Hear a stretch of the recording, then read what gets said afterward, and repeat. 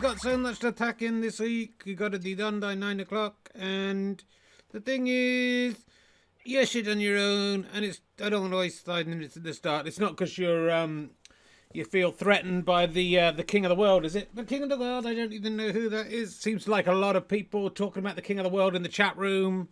It's been a hit this week. Apparently a lot of kids in the playground shouting at the king of the world. Oh, I don't think they were. I think they were saying, I'm winking at it. No one's been saying that at all in any of the social media I've seen. I showed the king of the world to my daughter and son, and they love it. I think, to be honest, it might be my ticket out here. I think I might get on to CB. I'm your ticket out here. I don't think you are my ticket. I think you're my ticket here. You're my ticket to be here for the rest of my life in my attic. Just pretending I'm on TV, and I'm not on TV. But the king of the world, I think, could take me all the way. It could take me to the big time. No, Rich, you stick with me. I'll see you. Right, don't you worry, because I'm cheeky me. Hold on. Hey! Yes, I'm cheeky. That's why I am cheeky. I just think it pulls, by comparison to I'm the king of the world. No, I'm the best still. Well, that show business. You come along, you think you're the bee's knees. That's what the Brian Wasp thought, wasn't it? Oh, sorry. I'm confusing wasps and bees, and they don't like that. Apparently, you can't say that anymore. You can't confuse wasps and bees anymore, Richard. People don't like it. You can't confuse wasps and bees. You can't confuse wasps and bees. Wasps and bees. I don't know what he's saying. The king of the world has very clear pronunciation. I do like the king of the world. Don't stop going on about the king of the world. You need me. You know you need me. I need. It's not the king of the world and herring such a fun, is it? It could be though, couldn't it? You wouldn't fit that in the logo. We could change the logo so it would fit in. We could just put a king like a crown in there and herrings. No, and don't you worry. If you did that very quickly, you'd find it would just the king of the world such a fun. You wouldn't even be in it anymore. Well, that might be the case, but that's the risk I take giving all you guys a chance on this show. I bring you all in selflessly, give you this window using my fame. There's 200 people watching this live. I mean, that's incredible. And, another 1,000 to 2,000 people will watch it on YouTube. And that is those. You can't argue with that kind of viewing figures. You cannot argue with it. Also, I've got to tell you, Ali, I've got a lot of stuff coming up in November and December. On Sunday, the episode I did at Tipping Point's finally going to... Tipping Point? What are you saying? I'm talking about Tipping Point. That's what I'm saying. Tipping Point. Tipping Point. Tipping Point. I'm talking about the same thing as you. Tipping Point. I was on Tipping Point. I'm talking about Tipping Point, and I was on... I'm talking about Tipping Point. Well, I'm talking about Tipping Point, so can we just stay with what I'm talking about, and then we'll finish the Tipping Point thing, and then we can talk about Tipping Point as long as you want. I'm talking about Tipping Point with 10 shepherds. You're talking about Tipping Point with 10 shepherds. I mean, 10 is the only word I understand in that. 10 what? 10 shepherds. I don't understand what's going. Tipping Point with 10. What's 10 shepherds like in real life? What's who like in real life? Den shattered. I don't know what I call Den shattered. I'm on Sunday. Ali. Oh, God, I'm just trying to say Tipping Point with Den Shattered. That's all I'm trying to say. Why is it so difficult? I'm on Tipping Point with Ben Shepherd. He's the host of it. And it's on Sunday. I recorded it back in July 2019. And I was slim. I mean, comparatively. It's all comparatively. And sorry, my computer's on. I don't want that. And have I turned it off?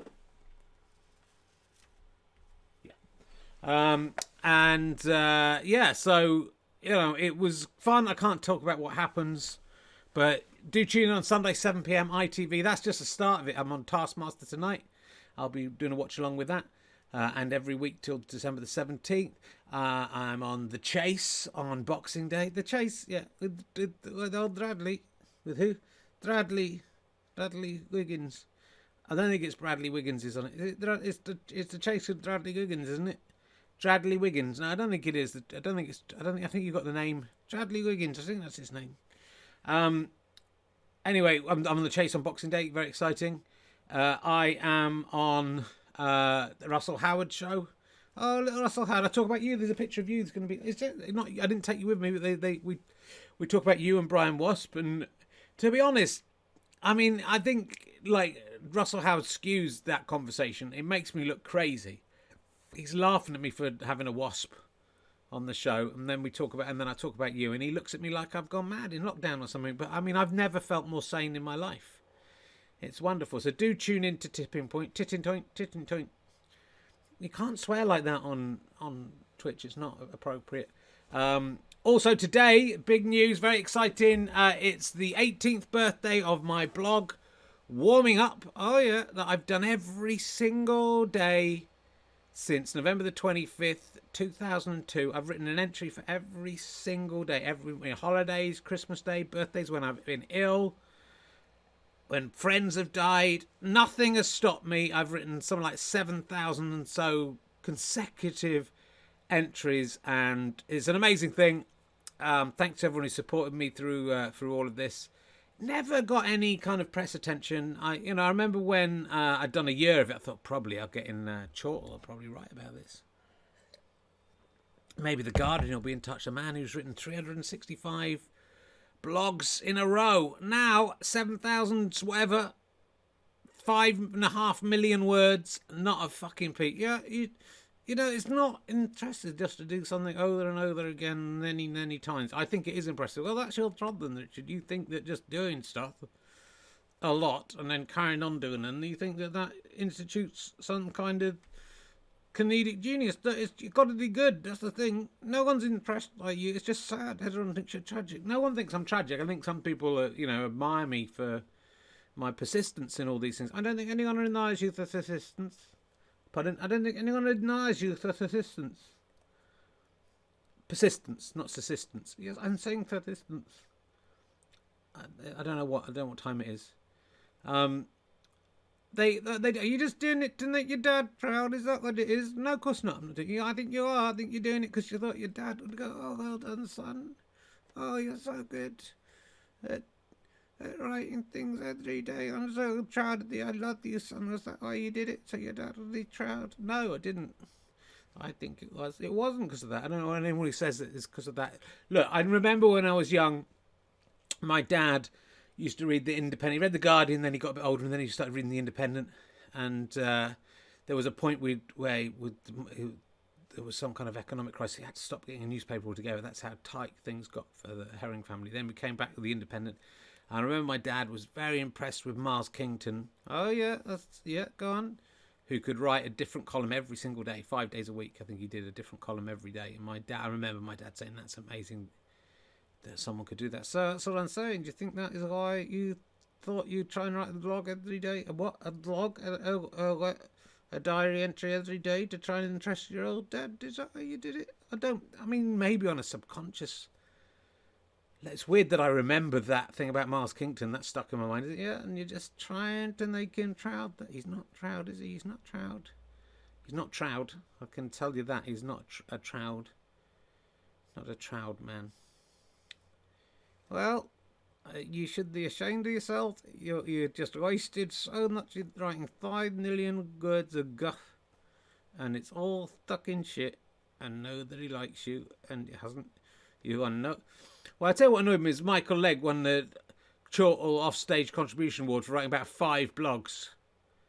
He just started writing a blog, and then Chortle gave him an award. By that stage, I'd written 5 years or something, 10 years probably, 18 years. I know it's weird. It's weird the way time goes. I sort of think the time before I met my wife, that feels like a long stretch of time of warming up time. It's only 5 or 6 years.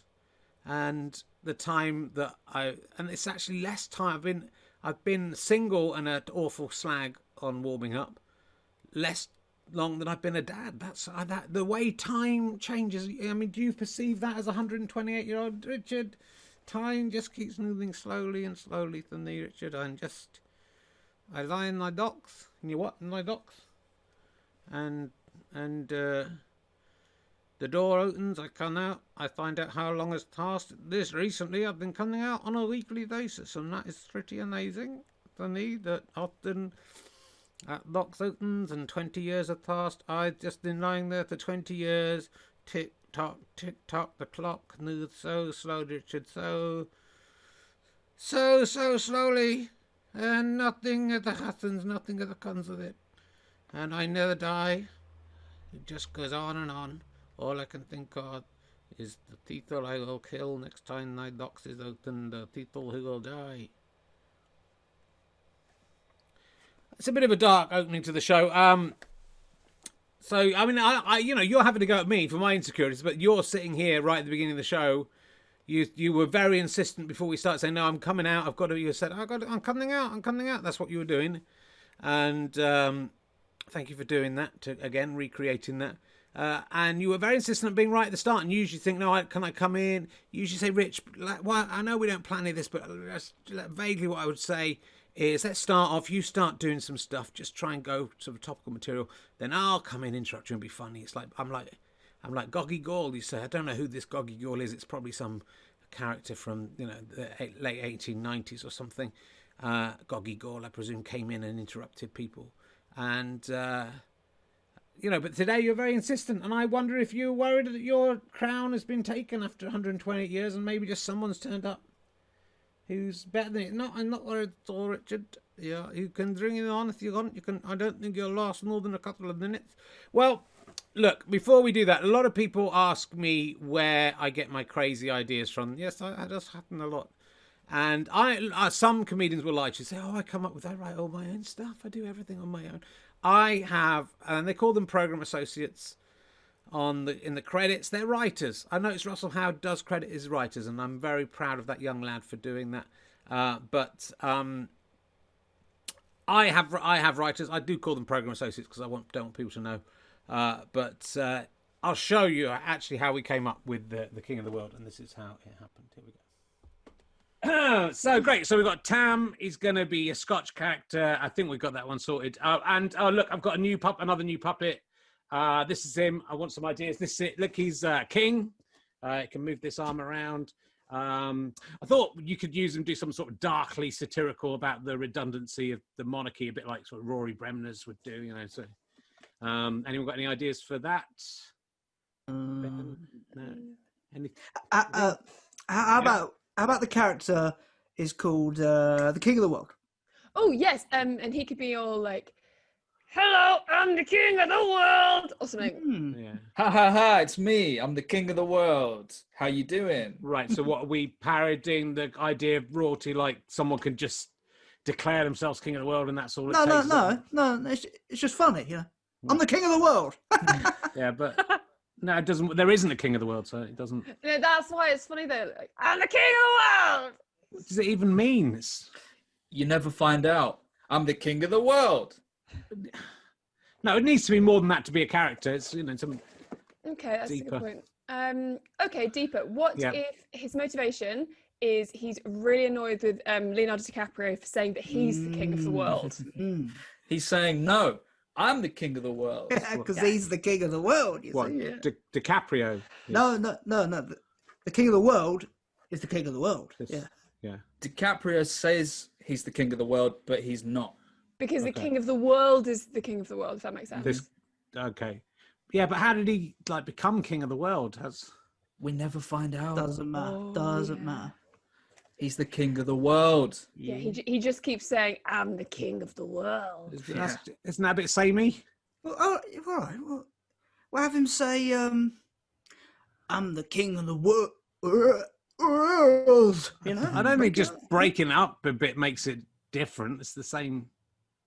You should say that. Yeah, and he should come in every week, like every single week, and for about 5 minutes just go on about being King of the World. Yeah, it must never stop. Yeah. And we never get any more info about what being the King of the World even means. But won't people get bored of that? Oh no, the opposite. People will like it more and more. The more you do it, the more people will like it. I'm telling you now. Surely not.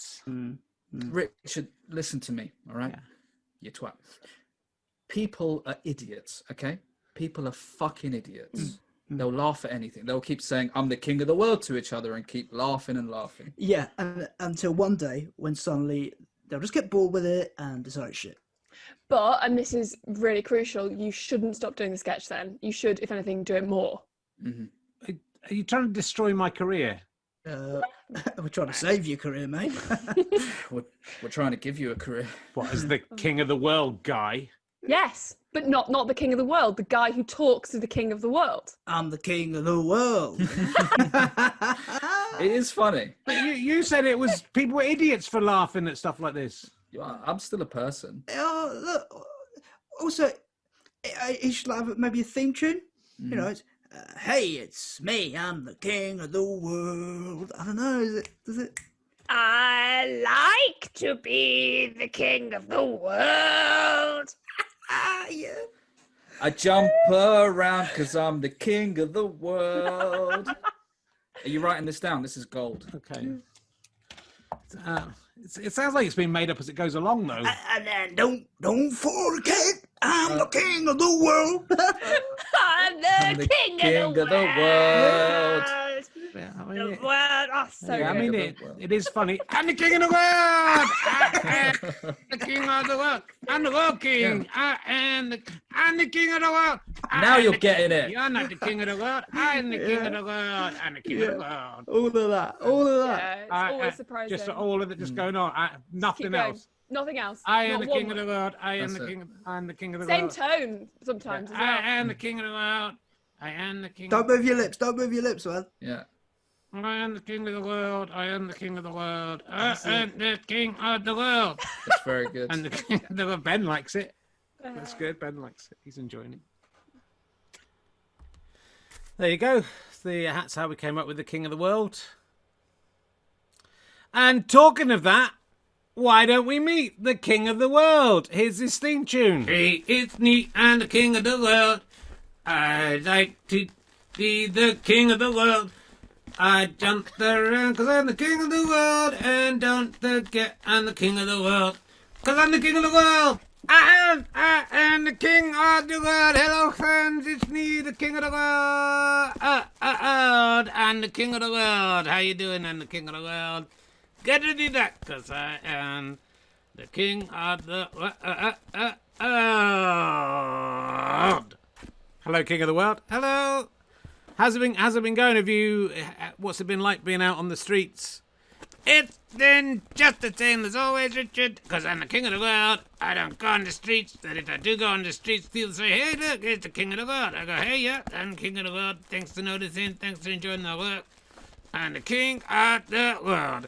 That's the story. That's all we got. That's my character. I don't like Leonardo DiCaprio because he says he's the king of the world, but I'm the king of the world. That's the whole thing, and that's all I got. Is it really going to be just every week? Yeah. What more do you need? Is the king of the world not enough for you? Oh, I got the king of the world on the show. But apparently, I need more than the king of the world. Oh, fuck, you got the king of the world on this show? Why do you want more than the king of the world? Well, I thought it wouldn't be enough to have just the king of the world because I'm the stupid idiot. Well, it is enough just to have the king. Because it's enough. You got the king of the world. He's brilliant. Well, sorry, I thought you to get more than the king of the world. Why don't you get more than the king of the world? The king of the world is the king. He's the king of the world. Oh, shit, my head's coming up. I am the king. That's a new character development. Yeah, that's all right. Okay. Oh, God, and it's insane. Ah, God. I'll carry on through because I'm the king of the world. So, yeah, sorry about that. Yeah, it is. His head is coming up. Oh, God, that's so much, Richard. I hope I don't die because I'm the king of the world. I haven't appointed a successor. I was reading online, actually, there's a biography of Muhammad Ali called The King of the World. He's not the king of the world. I'm the king of the world. I am the king of the world. That's who I am. Look at me. I'm the king of the world. I like to be because I'm the king of the world. I'm the king of the world. Yeah, no, we've all heard the theme tune. I mean, it's good. People like it. My kids, your kids like it. Then your kids like. You know why your kids like it? Because I'm the king of the world. That's why they like it. I'm the king of the world. So I was thinking of getting in touch. Would you be willing to come on if I get in touch with CBeebies and say I've got a new character for like the broom cupboard or whatever they do now? He's called the king of the world. I ain't called the king of the world. Would you come on and be the king of the world? Yeah, come on. I'd say, hey, I'm the king of the world. And then they'd say, what? who made you king of the world? I say, hey, I'm the king of the world. No one needs the king of the world because I'm the king of the world. Who could make me king of the world when I'm just the king of the world? I'm the king of the world. I mean, I don't know how long we can do this for. Every week, the 15 minutes, I'm the king of the world. That is what we have decided. That's in the contract. I am the king of the world. What if your head actually comes off? We will still do it. You can stay till it back on. I don't know if I have the skills, and it's lockdown. I'm not. Do you want to do the whole show with me? Should we get rid of Ali? I think we should, because the thing about Ali that I've noticed is he is not the king of the world, and I am the king of the world. He's not the king of the world. He says he's the king of the world. I don't think he's ever said that. Well, he isn't the king of the world, because I am the king of the world. How do you become king of the world? Richard, I'm the king of the world. Stop asking questions. I am the king of the world. Well, maybe, I mean, it sort of seems weird to me. We've done like the reveal of how the sketch was written and that it was just about that people being idiots would enjoy it. And then I just thought, well, it'll come out and then people won't like it because, they'll have had the mirror held up to themselves. But if anything, look in the chat room, people like it more this week. You know why they like it, Rich? No, why do you think they like it? Because I'm the king of the world. That's why they like to see the king of the world. Who wouldn't want to see the king of the world? I'm the king of the world. You know the show The Crown? They're going to write that about me. It's called The King of the World. And it's just about me being the king of the world. All the things I do when I'm the king of the world. Dancing around, making laws. Being the king of the world. I'm the king of the world. Okay, ladies and gentlemen, that was the king of the world. There'll be an animation of this soon. The king of the world. I'm the king of the world. I'm the king of the world. I'm the king of the world. Watch me dance. Oh, look after me, because I'm the king of the world. I can move my hand. Don't break my rules, because I'm the king of the world. I'm the king of the world. Don't do a revolution against me, because I got all the armies in the world. I'm the king of the world. I'm the king of the world. I'm the king of the world. I'm the king of the world. I'm the king of the world, not you. I'm the king. If that's you on the tape, I had someone else saying he's the king of the world, but I'm the king of the world. It was you. It was just a recording. Indeed, that I got that guy saying he's the king of the world. He stole my song. I'm the king of the world. Ladies and gentlemen, that was the king of the world. King of the world. Be back next week for another. Don't know how long we did there, but longer next time. King of the world. Head's coming off. I mean, maybe there's some political satire in that, isn't it? In his head coming off. That's quite. Let's bring back Ali Sloper. Hello. Yeah, this scene's now after that guy. It's a difficult act to follow, Richard, because I had no on the cerebral act. You're a cerebral act. You're a cerebral act. A cerebral act.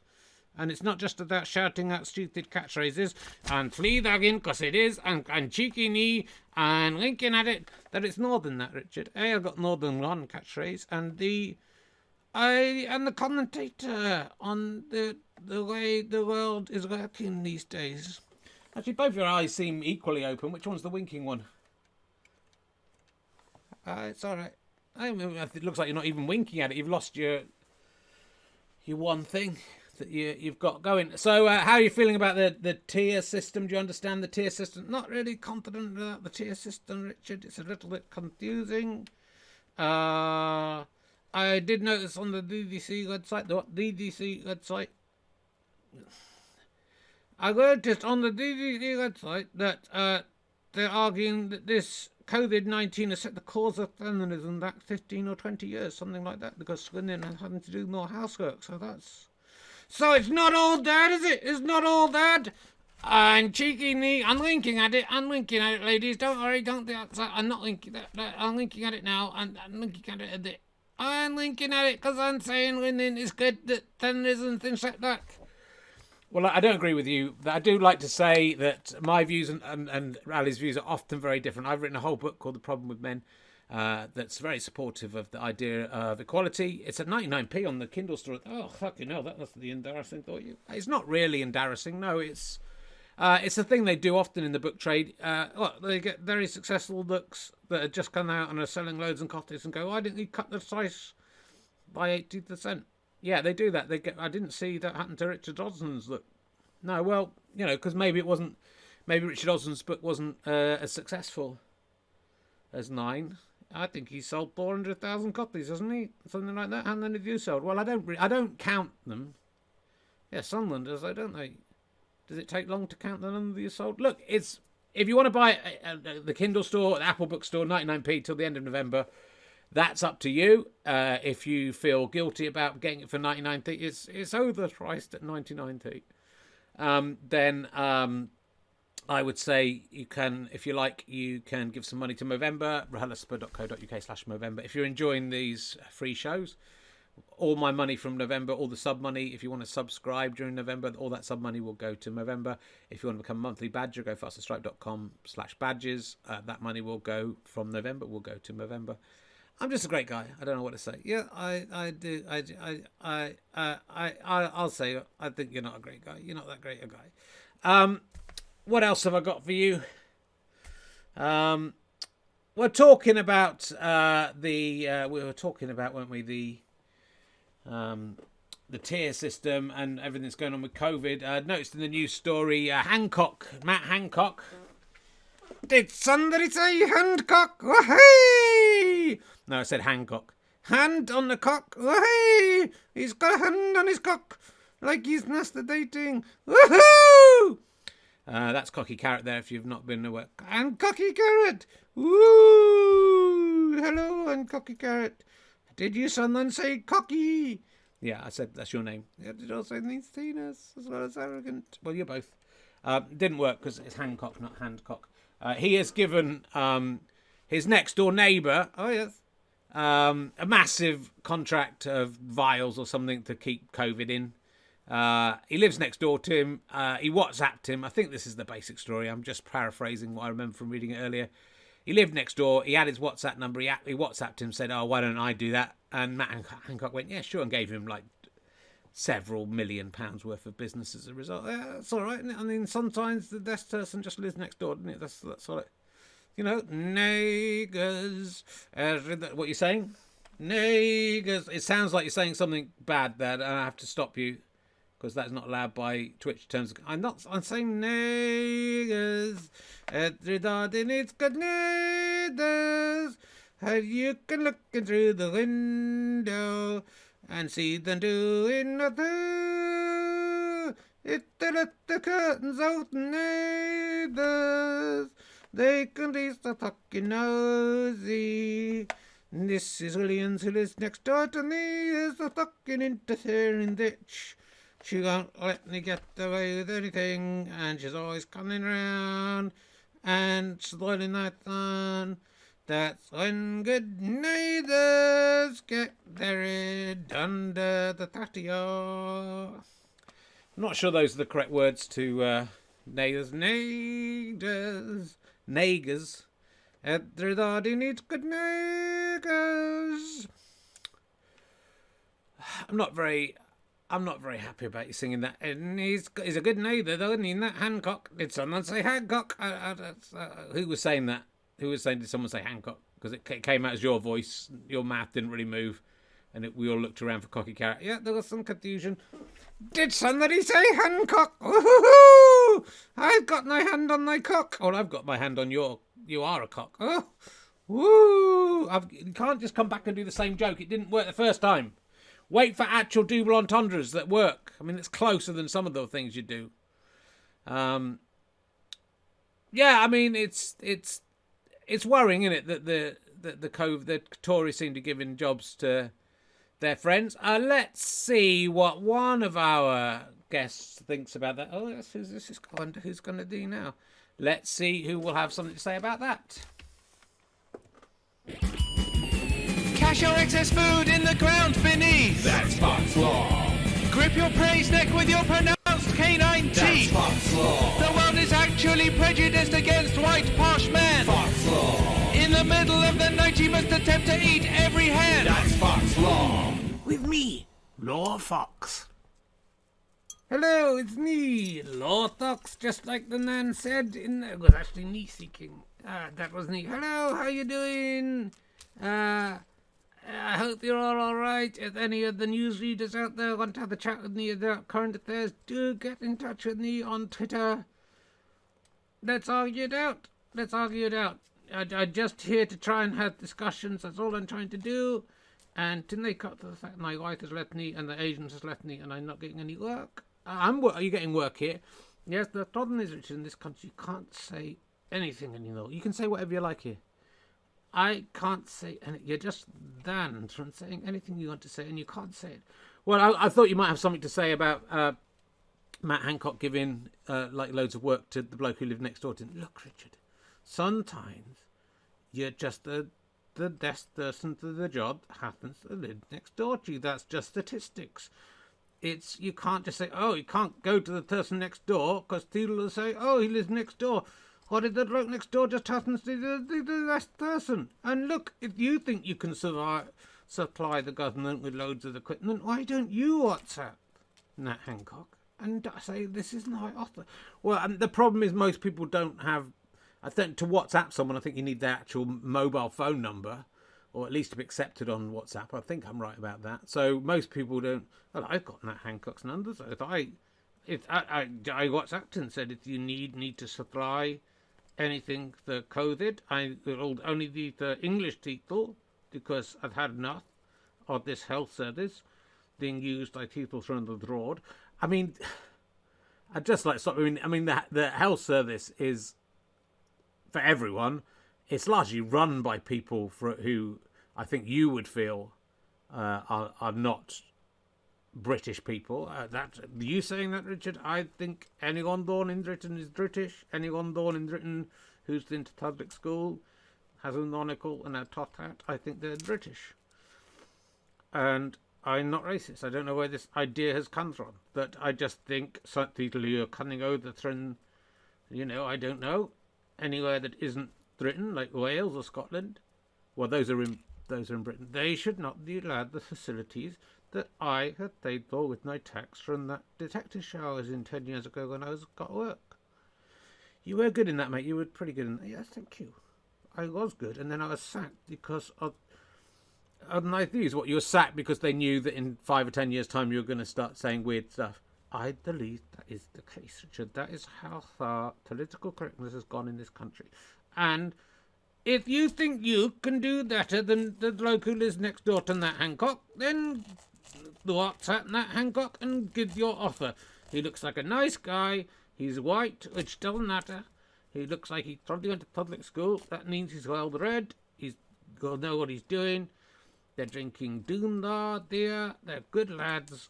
Let them get on with the job and the fantastic job this government has done in attacking COVID-19. It's like the Nazis, and we are winning the war. No, they came at the first year of the Second World War, and said, oh, Mr. Chamberlain, you're not doing a very good job. We'll have to get someone else. Well, I mean, that's exactly what did happen. No, they let him get on with it, and then he said, oh, actually, probably Winston Churchill will be better looking at it, and he looks like the kind of bloke who'll look good on some stamps and can then receive the coin, and I don't. I'll hand over to Churchill. That no one thought World War II would be over by Christmas. I mean, I think that's the sort of thing they generally say about world wars. And so why should the COVID-19 be over? The Conservatives doing a great job, and they're having to contend with people coming to our country with COVID and giving us more COVID. And I say, shut the doors! Shut the doors! And if that means giving contracts to people who literally live next door to you just because of social distancing, that makes sense. Oh, you were all upset when Dominic Cummings went to Barnard Castle, aren't you? And now that Hancock's just gone next door to get the help. You go, oh, that's too far as well. You're hypocrites. You're fucking snowflake hypocrites. You don't know what you're talking about. Good on you, Nat Hancock. I think you're doing a fantastic job. And that is that this week's Fox Law. Good night, my friends.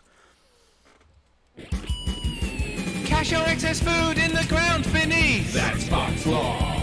Grip your prey's neck with your pronounced canine teeth. That's Fox Law. The world is actually prejudiced against white posh men. Fox Law. In the middle of the night you must attempt to eat every hen. That's Fox Law. With me, Law Fox.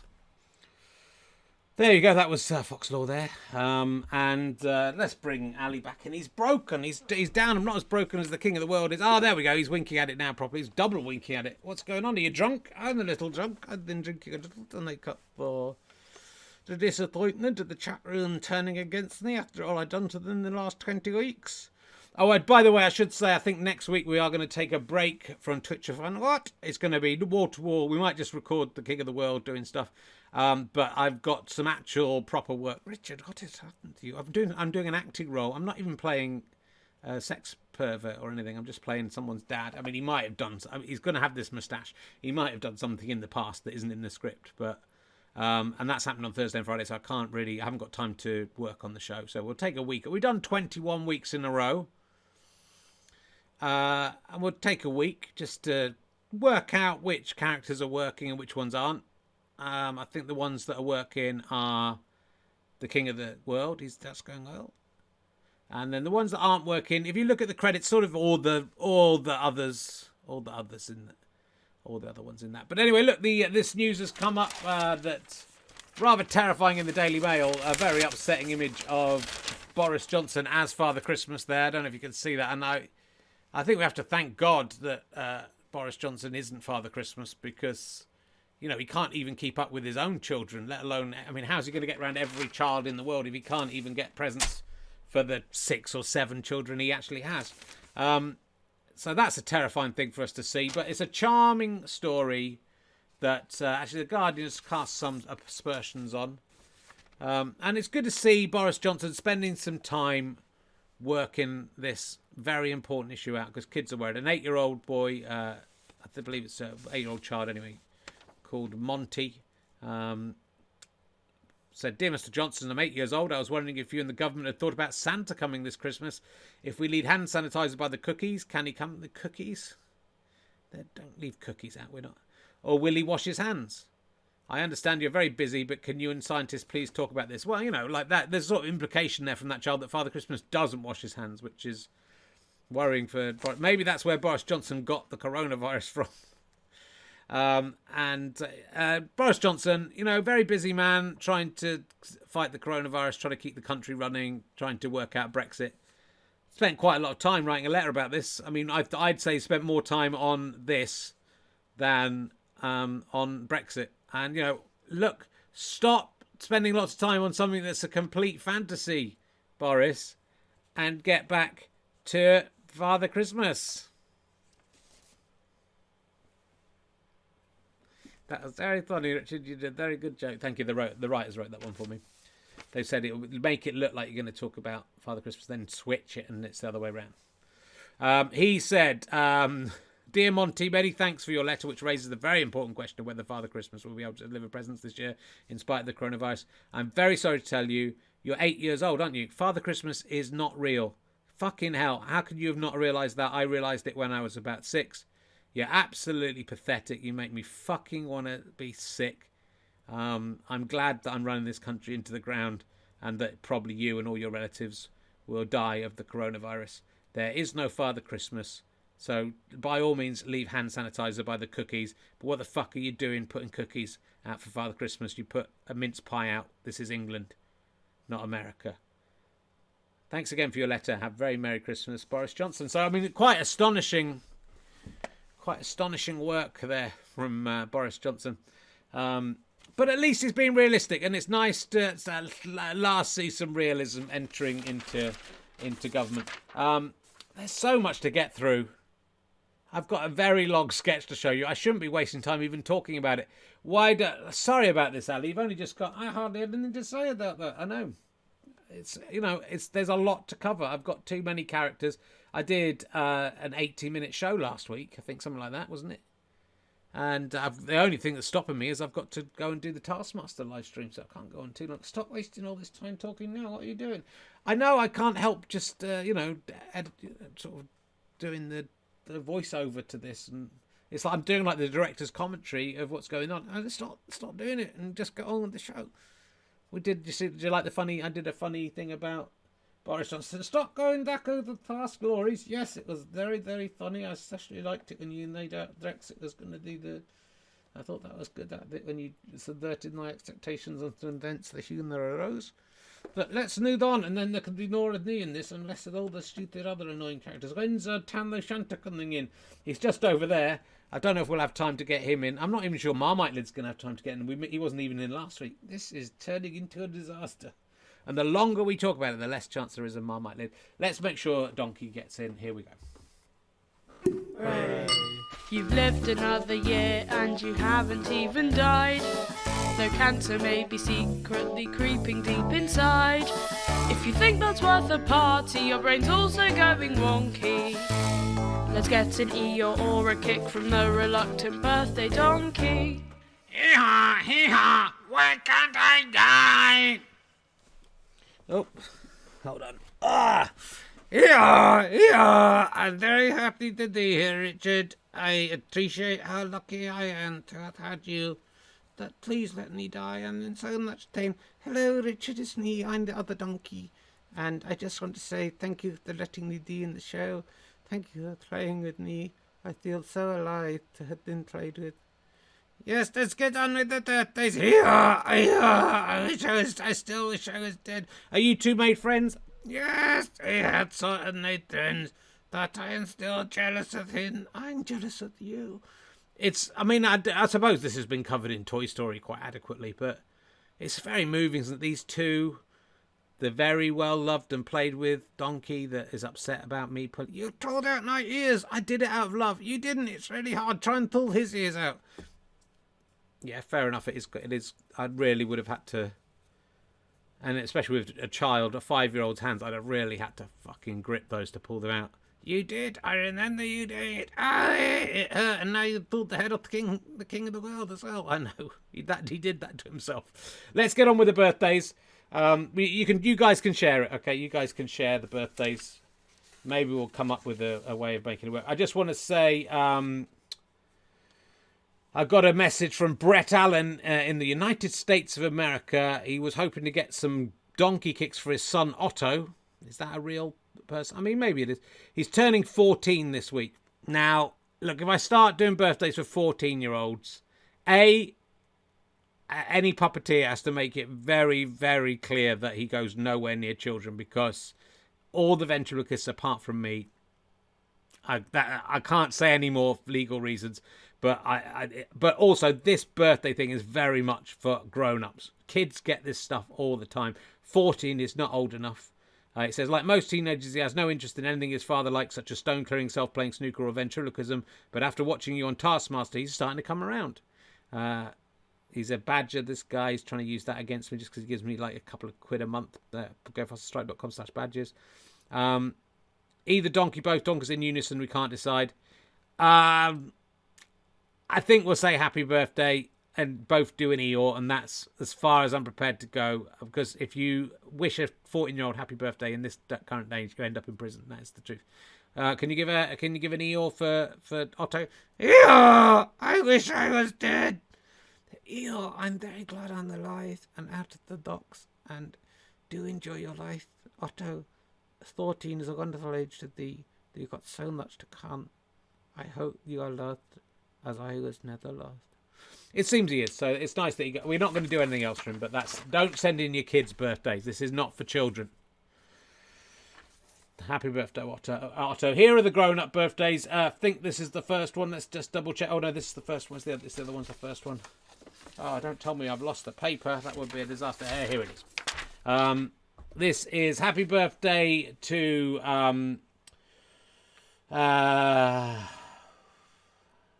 he's 46.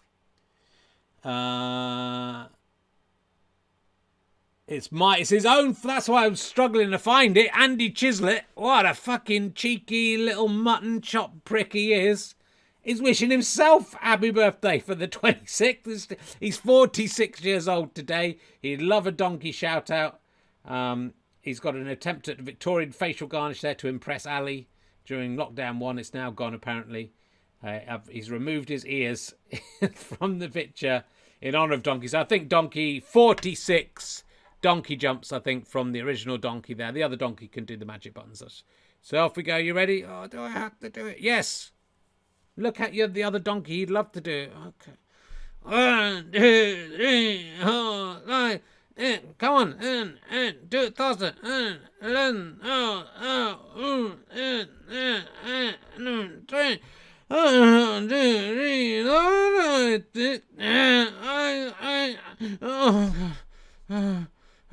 think you're on 29. 30. That wasn't a jump. That doesn't count. 30.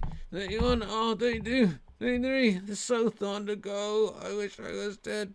34. 35. 36. 37. 38. 39. 40.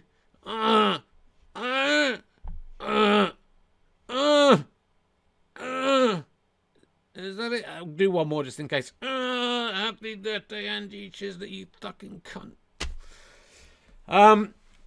I'm sorry about that, Andy. I don't know where that came from Donkey, and you were such a big fan of his. I don't know why he turned against you in that way. Let's do the next one. This one is for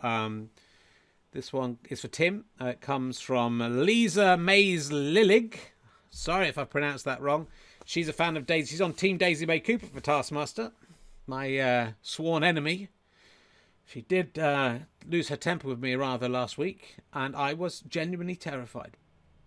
The hippo was shit.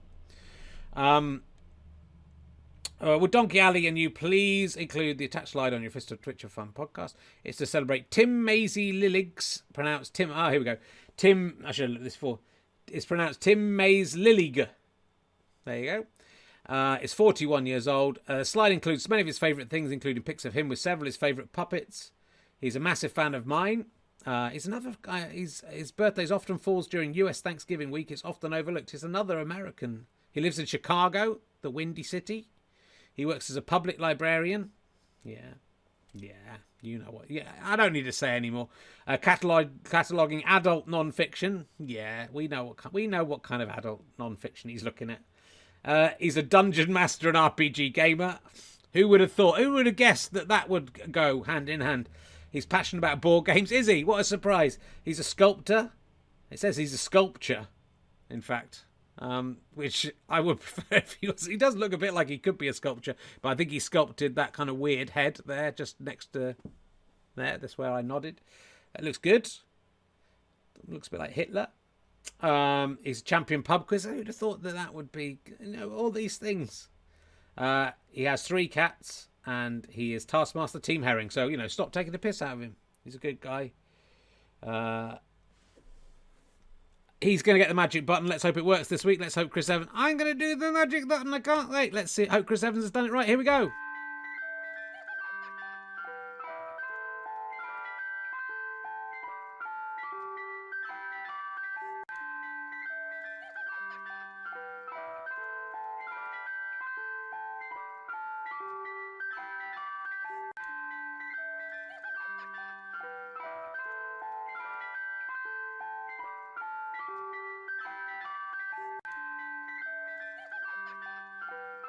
That's enough. Thank you very much there. Happy birthday, Tim. I hope you enjoyed that. Thank you to the donkeys. They're making friends. It's nice.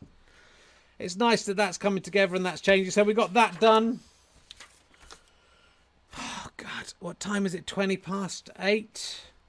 What else do I want to get in? Shall I try and get some of the other... Let's talk about this, Ali, because I can't. I didn't put the clip up, but I thought this was terrific. It's a good job the King of the World isn't here, because I'm going to talk about Titanic. But there was a lovely thing on Twitter today of a couple of people who'd survived the Titanic sinking, right, including this lady here. If you go to my Twitter feed, Herring1967, you can see it. I've tweeted it. And she was 16 at the time. And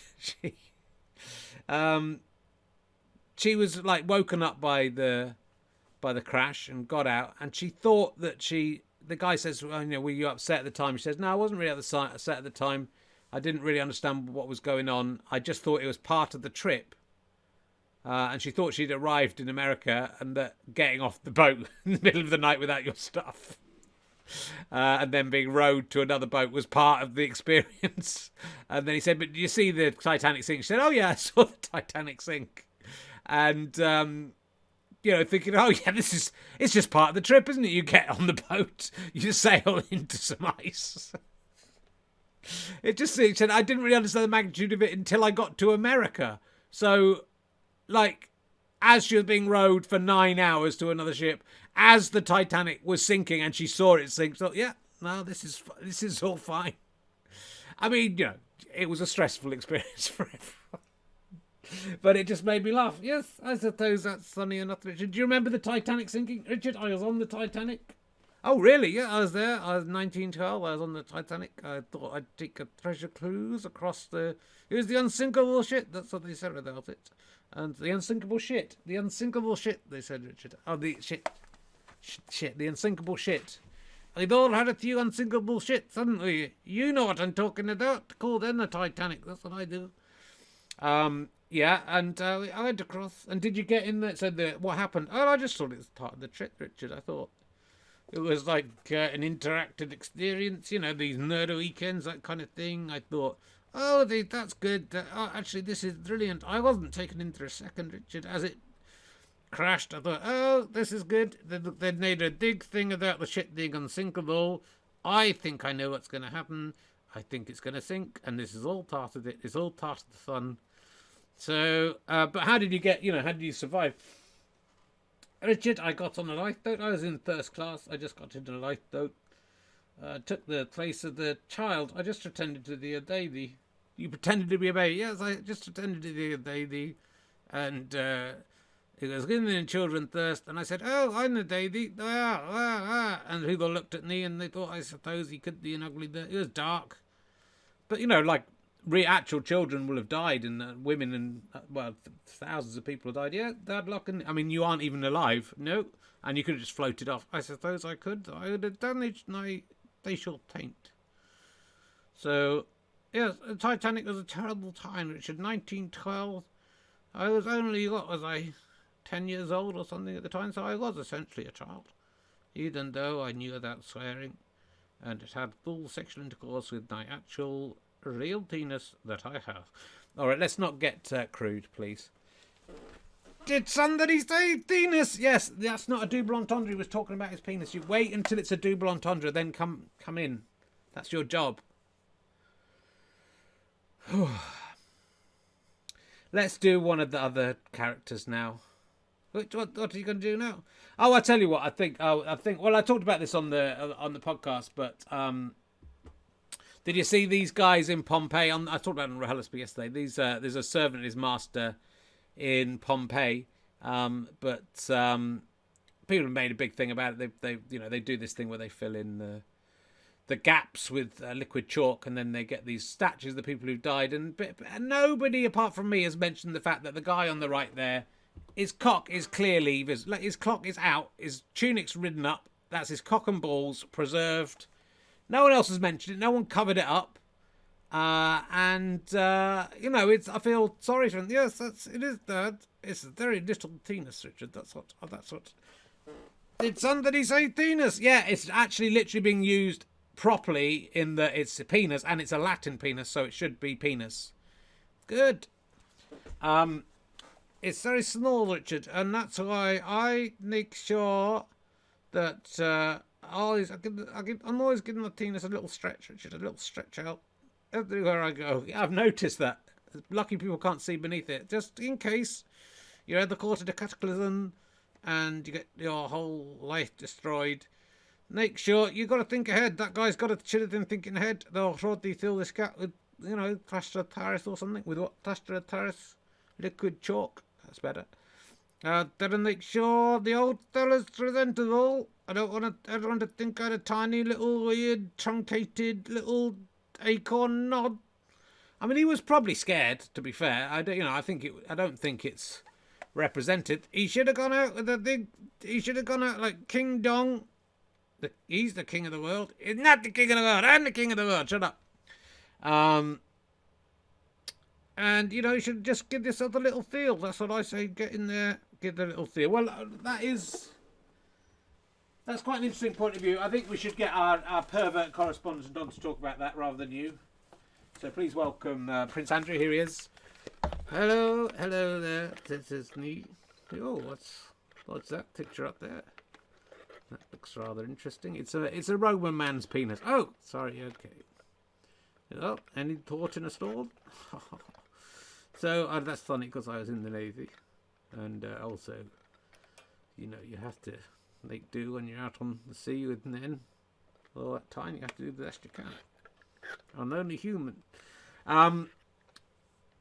Good. Well, what do you think? Yeah, I agree with Ali. I constantly have an erection, Richard, and people had noted it, and some people have said, well, that's rather odd, the Duke of York walking around Trower's Punch. He's notching up to the top of the hill, and he's left at the top of the hill, and look at his massive wang. That's what they say about me, Richard. Is it massive? Oh, yes, it's very big. And that the reason is because you never know when you are going to be blown up in the volcano and leave a gap behind. So you always have to. I have to think about the reputation of the royal family, Richard, and how they will be viewed in the future. If someone finds the Duke of York with a tiny penis like that, then the royal family will suffer. We can't be made to look weak. That's why we put all our disabled family members into a home. That's why we're all horrible cunts all the time. And so that's why I always have an erection. And also, during the Falklands War, an explosion went off and I was having a wank and I can't get the thing down. That's why. So when you've been walking around with an erection, it's not. Yeah, it's not because I've seen pretty young girls around. It's because I'm thinking ahead just in case there's a volcano. But I mean, you're often not anywhere near a volcano. We're not near a volcano. There might be a volcano, Richard. It just pays to be ready. Even in teacher stress erection. Just be ready. Actually, I've been watching The Crown. Oh yes, are you enjoying it? Well, you don't feature very much. I do a little and then a little bit on the Queen's favourite son. I mean, yeah, it's a bad lot though, isn't it? According to The Crown, which I don't think you can take that as being true. I like Anne. I've always liked Anne. I've met Princess Anne, and I find her very funny and delightful. She's okay. She's not the Queen's favourite, is she? She's Prince Philip's favourite. Yeah, he's a stupid old racist prick. Don't say that about your own dad. That's not right. But they haven't really. I mean, they're not going to cover what's happening now. I don't think they're going that far. That's lucky. But they do sort of allude to it, didn't they? What? They do what? They allude to the scandal because they talk about you, I think, dating Kustak. Oh, lovely cool. And you're going on about how she's in a film, yes.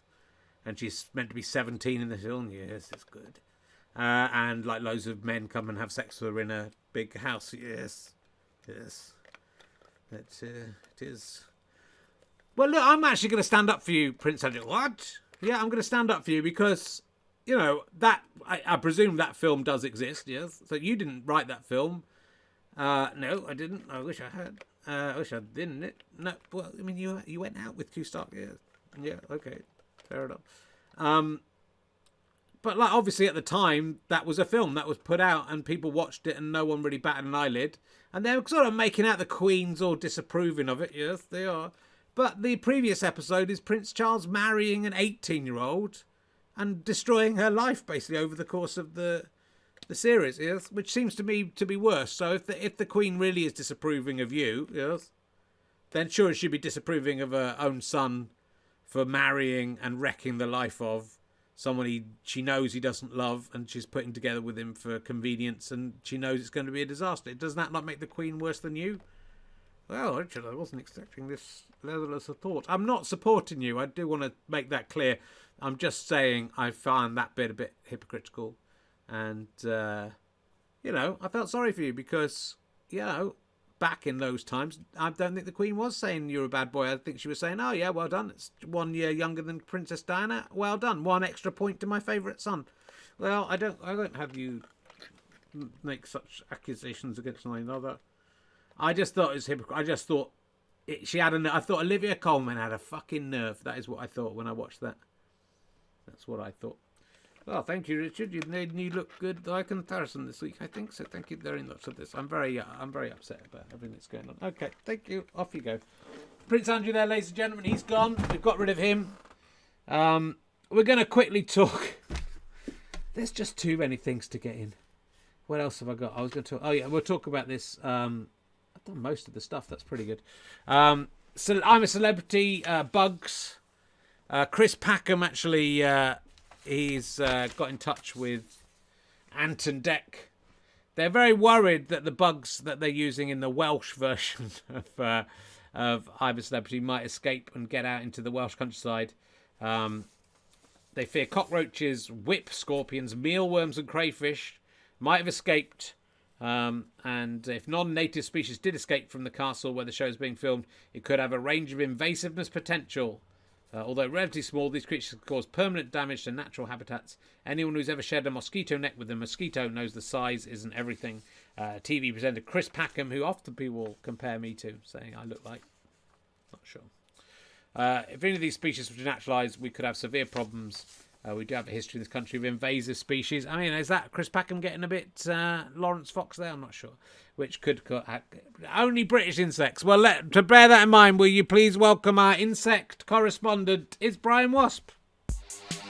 When it comes to picking winners, he's the tosp. From the latest blockbuster to the top of the posp. He's a wasp on the wall when the latest banger drosp.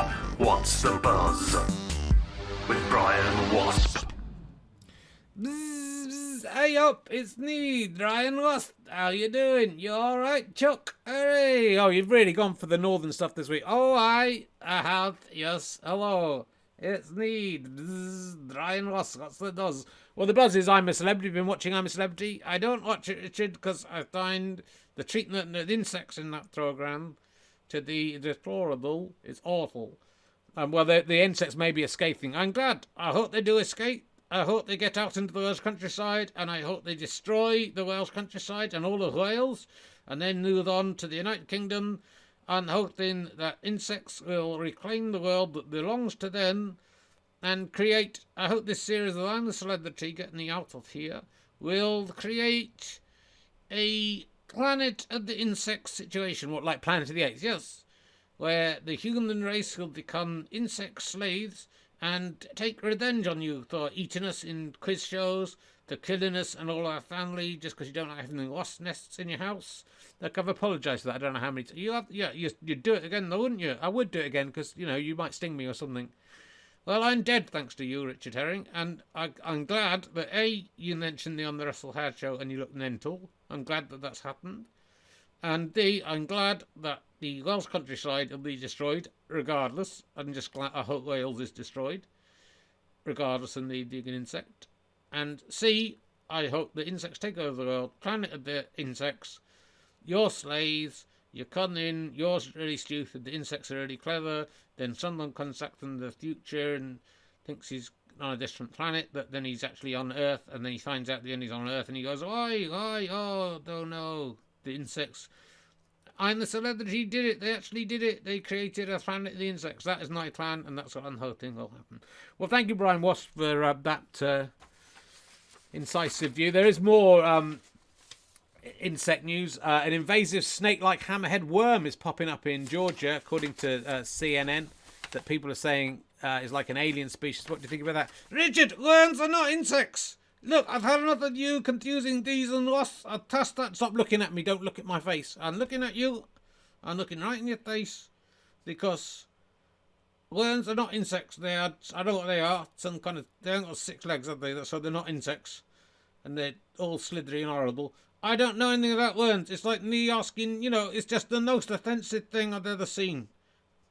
Could I ask about murder hornets? Yes, you could, if you'd started with that, because they are insects and they are akin to the wasps, but still hornets and different. But you've pissed me off now, and I'm going. Ladies and gentlemen, that was Brian Wasp for this week. I hope you enjoyed that. So we're nearly come to the end of the show. It's been, I think taking a week off won't do us any harm. I think it's been all right, this show, but not spectacular, not yet, but we will see. We've got one more thing for you, I think. And sorry, Sally hasn't been. I was going to do Marmite Lid. Do Marmite Lid, Richard. Do it quickly. It'll be upset. I mean, it's shit though. Do it. With a smile and a quip, do you see what he did? He's the greatest cartoon character we've had since Hissing Sid. His eyes look like an oil spill, his mouth is like a skid. Mark, you love him or you hate him, it's Marmite Lid. Hello, it's me, Marmite Lid, on deck after a week off. How you doing? It's Marmite Lid. It's all there in the theme tune. It's very much like the Lost Islands, that theme tune. It tells you everything you need to know. He is a face on a Marmite Lid. Made the people in the sun laugh. I got him in for £100,000 in a year. We haven't even got, 5 months in. And I actually rested him last week. Which is, when you think how much that's costing me, that's a huge amount of money. He comes with pithy observations about the news, and he's trying to do comedy stuff. Sometimes he just tries to sell Marmite. What have you got for us this week? Oh, hello, Richard. I noticed that Maradona died yesterday. Oh, God. I mean, come on. You're meant to be doing funny observational comedy. Oh, this is good. Don't worry. It's going to be fun. Is it? Yeah. I noticed Maradona died yesterday. Yeah, gone. And that is a shame. He has died. Because I really liked Like a Virgin. Well, you said he died. You said Maradona and you said he died.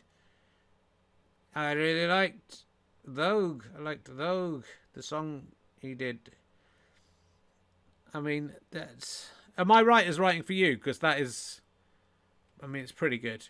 It's pretty good. It's a pretty good observation. Oh, well, now he's in the hands of God. I mean, that was just on the front page of all the newspapers. He's in the hands of God. I mean, to be fair, look, this is as good as a lot of professional comedians are doing. A lot of the cartoonists today basically just had some kind of hand of God joke of him. It's the old arriving at the pearly gates. Hello. £100,000 a year I'm on. Not sometimes the best stand-up comedians don't get on telly. Sometimes it's just someone with a gimmick.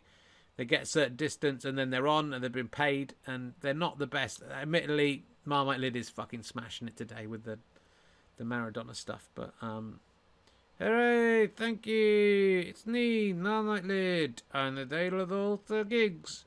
Well, there aren't any gigs, aren't there?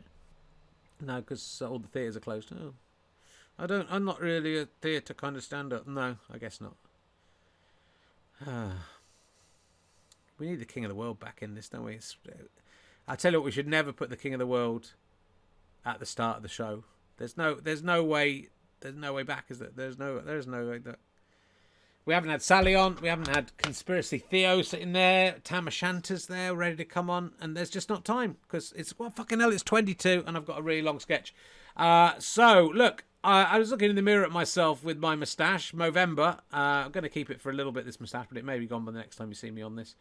And I reminded myself of something from many years ago, and suddenly I realised I'm the right age to be playing one of the characters I used to do. So we had a little crack at putting something together. Here's a nice little surprise for you. It's a really long sketch. I understand why Saturday Night Live sketches are so long now. Because you just do them quickly, don't you? Put them together, then bang, fuck, well, might as well put it all out. It'll fill some time. Go and make yourself a cup of tea. There's not much going to be on after this, and then we'll be doing Taskmaster. But here you go. Hope you enjoy this sketch that we filmed with the lovely Stevie Martin. Hello, Stevie? Hi, yes, that's me. Hi. A woman called Stevie? Now I've seen everything. Anyway, welcome to the best driving school of motoring, BDSM for short, and your very first pop-up virtual driving, BD for short. Now, COVID may be killing your grandma, Stevie, but it won't be killing your ability to learn how to drive. Okay. Yeah, it feels weird, doesn't it, doing it online? My boyfriend was saying that it was sort of impossible, but actually, here we are. Oh. Your boyfriend said that, did he? Yes, he was just, yeah. And is your boyfriend an accredited driving instructor? Has he even completed a certificate 4 in transport and logistics, open brackets, road transport - car driving instruction, close brackets, TLI 41216? No, I don't think he has, no. Oh, can you ask him for me? Could you ask him if he's got a certificate 4 in transport and logistics, open brackets, road transport - car driving instruction, close brackets, TLI 41216? No, I don't need to. He definitely doesn't have that. Oh, well, maybe tell him to get a certificate 4 in transport and logistics, open brackets, road transports, car driving instruction, close brackets, TLI 41216, and then maybe we'll listen to his opinion about how you teach someone to drive. Understood. Yes. Although I suppose common sense does say if we're going to learn to drive, we'll have to be in a car at some point, won't we? Oh, right. You're someone with common sense, are you, Stevie? Well, I think so. Yeah. Oh, okay. Well, tell me, Stevie, with all this common sense you've got, if you were learning brain surgery, right, day one, would you just pop along to the theatre with a bread knife and just saw open someone's head and poke around a bit, just have a go? No, obviously not. But I just thought, driving a car isn't exactly brain surgery, is it? No, and you're dead right there, Stevie. Driving a car is far more dangerous and complicated than brain surgery, which is why no one drives a human brain to work. Do you know how many people die in brain surgery every day? Go on, have a guess. Do you know? No. Can you even guess? I can't even guess. Can you guess? You can't even guess. It's 0, Stevie. 0 people on average per day. Do you know how many people die behind the wheel of a car, Stevie? 10,000 people a day in the UK alone. Really? So maybe you haven't got common sense after all, have you, Stevie? Maybe rather than thinking you're royalty who needs to be in a car when they're learning how to drive, you'll sit back and listen to someone who can actually drive and let them teach you how to drive. Because, Stevie, with all your common sense oozing out of you like breast milk, you can't even drive, can you, Stevie? You can't even drive. I can. Right. I think we've got off on the wrong foot here, and I'm really, really sorry about that. That's probably my fault. I want you to know that I'm really happy to go ahead with it. I've paid 20 lessons in advance, so... Yeah, entitling you to 10% off lesson 21, I should add. Oh, yes, thank you. Well, no, thank you, female Stevie. You may be right. Maybe it's got a bit overheated. Let's rewind. We're going to start from the beginning. The clock is still running. That time has still been used up. My name is Peter Dibdin, and I will be your instructor for this online course. Now, I know you're going to have lots of rules and facts and figures flying around in your head, and it can be very easy to forget people's names. It's fine. I've got it lodged. But fret not, because luckily for you, I have written a simple poem to help you remember my name. It's called the Remembering Peter Dibdin's Name Poem, and it goes like this. Honestly, I'm really okay. P is for professional, because that is what I am. E is for expert, and yes, I give a damn. Oh, sorry, I should have checked beforehand. It is protocol because of trigger warnings. Are you happy with me saying the word damn?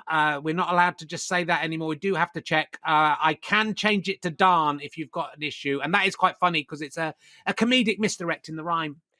Yeah, no, that's fine. I don't mind darn. I just don't need a rhyme to remember your name. It's Mr. Dibdin. It comes up on Zoom just there. And also I've got it written down over there and on a poster on my wall over there. So Peter Dibdin. Oh dear. You think you already know my name? Yeah. Yes. I suppose you already know how to drive, Stevie. I suppose you're an expert driver. Are you? Am I being punked here? Are you punking me right now? No. I just don't need help to remember your name. That's it. I could see you were going to be trouble when you came in here, Stevie. I could tell it. You're a firebrand, aren't you? Yeah. No, I don't think I am. Yes, you're a troublemaker, aren't you? I'm not a troublemaker, no. You're a feminist. No, yes, I am, but that's not relevant to this, I don't think. Stevie, Stevie, would you like to teach me how to drive? What? You seem to know all about it. Sorry if I'm doing it all wrong. Maybe you'd like to teach me how to drive, because I don't know how to do this job after 30 years. No, I just already know your name, that's it. So maybe I should sit back and let you teach me how to drive. You, who can't even drive, you could teach me how to drive. You can't even drive, even though you're 40. Well, I'm 32. Really? Yes. My nephew Chris passed his test 1 second into his 17th birthday. And what's wrong with you? 32 years old. And you can't even drive. It's pathetic. But I couldn't afford the lessons. I can't really afford them now, if I'm honest. That's why I would really like to learn how to drive and not just waste my time on poems and stuff I already know. And I'd like to be able to fly and poop chocolate drops into the hands of the poor starving children. But I can't do that. Can I, Stevie? But you know what? If I was paying someone to teach me how to fly and how you poop chocolate buttons into the hands of starving children, I would be polite enough to listen to what they had to say. Fine, go ahead. Well, I'll have I'm all in a tizzy. I'm going to have to start from the beginning. I hope you'll listen properly this time. P is for professional, because that is what I am. E is for expert. And yes, I give a darn. You see? Yeah, See? it's very funny. T is for the traffic. We'll meet along the way. E is for emergency stop when danger comes to stay. Oh. I can start from the beginning again if you're going to take the mickey. No. I will. I'll go right back every time. No, please don't. R is for roundabout. On approaching, take note and act on all information available to you, including traffic signs, traffic lights, and lane markings, which will direct you to the correct lane. New word. D is for driving. It is my job how to do that to explain. Are you taking the mickey? No. Because I can carry on. No. I is for indicators that go both left and right. B is for my headlight bulbs that brighten up the night. Doesn't headlight start with H, though? Headlight bulb, Stevie. B. Well, you could just use brakes. Braking? D is still for driving. Were you even listening the first time? I is for indicators. I've said that already. Will you please pay attention to my rhyme? And N is for neutral gear that you must begin and end every journey in. Put it together. What have you got? My name is... Peter Dibdin. Ah ha ha! Oh, so the poem you were so sarcastic about has worked and helped you to remember my name. I think she's got it. Great. Now, can we get on with the driving lesson, please? All in good time, Stevie. Can you just repeat back the poem to me, please? What? Repeat back the Remembering Peter Dibdin's Name poem, please, just to check you took all that in. Yeah, your name is Peter Dibdin. I know it. But have you learned the poem that reminds you of my name? I'm paying £45 a lesson here, Mr. Dibdin. I'd just like to get on to the driving part of it.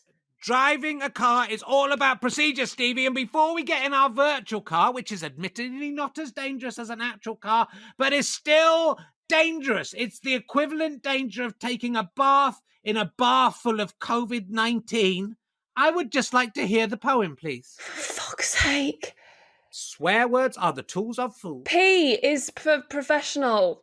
Good, because... That is what I am. Good, it's what I am, but I'll let it pass, yes. E is for emergency stop. Oh, dearie me. The first E, I think, Stevie, rather than jumping straight to the second E. Unless you think the rhyme is P is for professional, because that is what I am. E is for emergency stop when danger comes to stay. I mean, that does not rhyme. That is not going to help you remember anything, is it? What you thinking? Yeah, You're a fool. It's very confusing because the same letters are used for different things, but then sometimes they're used for the same thing. So it's very... Yeah, it is confusing. And you know what, Stevie? Driving a car is confusing. Driving a car out there on your own like you can't do because you can't even drive. That is confusing. With the headlights blaring in your face and the horns blasting you up the tailpipe and all the stopping distance just continually going round and round on a loop in your mind. Never ending. Of course it's confusing. So if you find a simple poem confusing, Stevie, then I don't think you are ready to get into a car. I think it's a good job we're giving you 20 lessons outside of the car before you even think of stepping in a car because you can't even drive. You can't even remember the Remembering Peter Dibdin poem. It's pathetic. Can I have my money back, please? No refunds. And I would like to hear the poem. Tell me the poem. Tell me the Remembering Peter Dibdin's Name poem now. P is for professional, because that is what I am. Correct. E is for expert. Yes. Because was it so hard? I don't give a damn. I do give a damn. That's the whole point. Of course I give a damn. What do you think I'm doing? There's quite a lot of words to remember in yes, the poem. It is. It is, but when you've got it, you'll know my name. It's Peter Dibdin. T. That's, I don't know, traffic? Traffic. Because it's on... Well, where are we going to meet it? Along the motorway. Pathetic. I think... My nephew Simon knows this. He's 3 years old. Teach him to drive. I can't. He's not allowed legally. Check the highway code. That was a very long sketch about driving instructor. Nice to see old Peter Dibdin back, isn't it? Do you remember Peter Dibdin from Fist of Fun? Didn't think you'd see him again, did you? Wasn't too bad. Hello, I'm the king of the world. Yeah, okay. I'm going to close the show because I am the king of the world. I'm the king of the world. I think you're kind of ruining this show. I'm not ruining it because I'm the king of the world. It's very hard to do anything else other than the king of the world. Thanks for listening to my show, The King of the World and Herring's Twitch-a-thon. I'll be back next time, maybe in a couple of weeks. We'll get rid of the dead wood. We'll stick my head back on so it's not coming off. And I need it hurts so bad. And then it'll just be the King of the World Twitch-a-thon, and then it'll just be me saying, I'm the King of the World. I'm available for children's parties and anything you want. Alright kids, see you next time on Twitch-a-thon. Bye! Good night!